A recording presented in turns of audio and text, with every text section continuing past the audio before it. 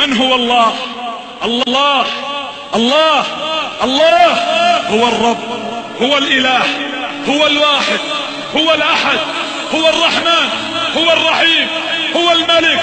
هو القدوس، هو السلام، هو المؤمن، هو المهيمن، هو العزيز، هو الجبار، هو المتكبر، هو التواب، هو الواسع، هو الكريم، هو العفو، هو القدير، هو اللطيف، هو الخبير، هو السميع، هو البصير، هو النصير، هو القريب، هو المجيب، هو الرقيب، هو الحسيب، هو القوي،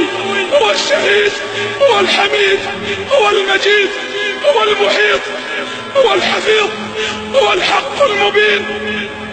هو القهار، هو الخلاق، هو الفتاح، هو الودود، هو الغفور، هو الرؤوف، هو الشكور، هو المتعال،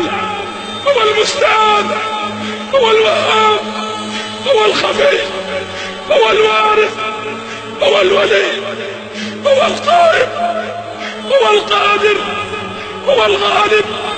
هو القاهر، هو البر، هو الحافظ، هو المليك، هو المقتدر، هو الوكيل، هو الكفيل، هو الكافي، هو الأكرم، هو الرزاق، هو ذو القوة المتين، هو غافر الذنب، هو قابل التوب، هو الملك جل جلاله.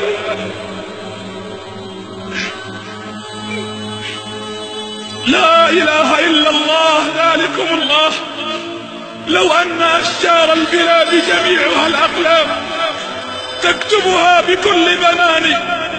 والبحر تلقى فيه 7 أبحر لكتابة الأسماء كل زمان نفدت، ولم تنفد بها كلماته، ليس الكلام من الإله من هو الله؟ الله الله الله هو الرب، هو الإله، هو الواحد، هو الأحد، هو الرحمن، هو الرحيم، هو الملك،